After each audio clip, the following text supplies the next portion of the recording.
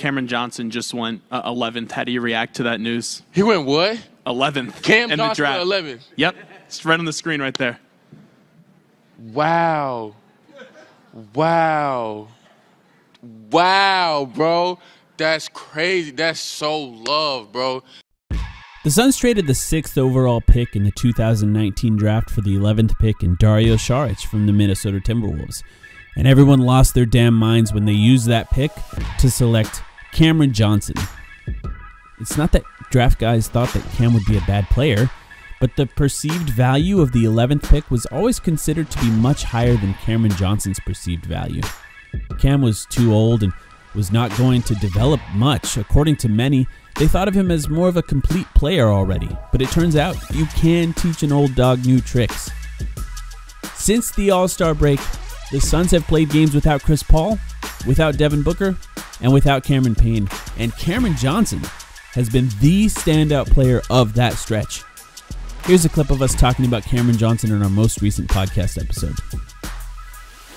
This stretch by Cameron Johnson felt more like a star being born than any of that, because the ability that he has to scale his offense from the small amount of minutes and arguably the small amount of opportunities he's been given compared to a star to what he's done in the last 6 games. The Suns are 3-3. He played 5 of those games. What he's done in that time is average star numbers, like legitimate star numbers, 23.4 points per game on, this is insane, 11.6 field goal attempts per game. And in that time, 60% from the field, 58.5% from 3, 95.8% from the free throw line in 5 games. An absurd stretch of games by Cameron Johnson, and then, of course, hitting that game winner in a game where he was the main character throughout, starting with a potential injury to start the game. Just one of the most fun things that I've seen from this team so far this season, which is a surprise considering it's without their 2 best players. By the way, quite a few people on Twitter, because I shared this, saw our reaction to that shot. Yeah. If you're not on Twitter, it's fine if you didn't see that reaction, but no way. No way. Oh, my God! Oh! Stop it right now! You said it best. You said it best during it. Like, we're going to remember that for 40 years. We're going to remember that shot forever as Suns fans. It's just one of the purest moments of joy that I can remember. And it really, so much of it stems from the lack of expectations going into games like these. You're down 12 in a fourth quarter like that against the Knicks, and you're thinking, you know, that this, we don't have Chris Paul, we don't have Devin Booker, and we just can't count on the level of offensive production out of these other guys. It's okay to, you know, this is where they're going to lie down, and we're going to have to hold an L. And for Cam to come back like that, didn't force anything, but had like the most Klay Thompson-esque performance of his career easily, just hitting 3 after 3 after 3. Standstill threes, obviously catch and shoot, but also off-movement catch and shoots that were much more difficult. We've seen him not just in the Knicks game, but in other games recently experiment with more difficult off-the-dribble threes. He's hit some nice step-backs. In, I think, the game before that against Portland, he had a really nice step-back in that game as well. He's been so good. You mentioned the 23 points per game. He also has 3 assists per game in those last 5 games to only 0.6 turnovers. It's continuing a trend that I've talked about. The playmaking, I think, is really one of the biggest things that you can look at with this guy to give you the confidence of believing that he's not just, you know, an average type starter who scrapes 15 points per game, but that there actually is, you know, maybe I would say for the first time, 20 point per game potential here. The ceiling has been raised, I think. I agree. I agree with that. I think the ceiling has absolutely been raised with Cam. So why is it that Cam has been able to succeed with a larger role? What is it about his game? Let's take a look. First, let's talk about what he's always had. 3-point shooting. Whether it be catching standstill threes or moving around screens, Cam has always been able to find the passing lanes to make his threes the most effective. But even his 3-point shooting has taken a leap this year.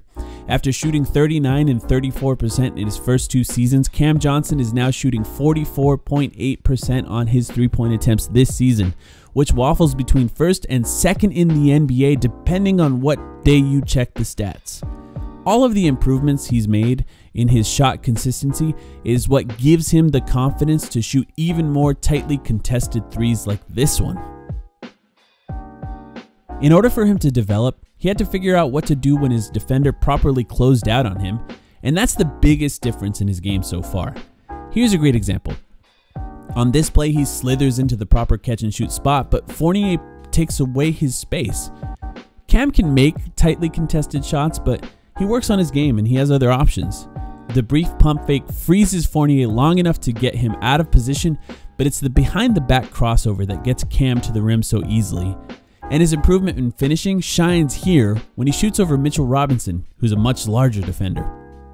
Cam has made 15 two-pointers since the All-Star break, and all of them have been in the paint. He's finding ways to get to the rim more frequently now. But his playmaking has shown flashes as well. I really love this specific pass that he's developing that I call the Jared Dudley pass. You can see how comfortable he is attacking closeouts and how when the defender takes away the rim, he can find other cutters or dunkers without taking his eyes off the rim. Cam has shown so much as a player that was doubted when he was drafted, but the best is still ahead of him. His handles are getting better, but if they improve even more, it's tough to call him just a role player at that point. That's kind of star potential.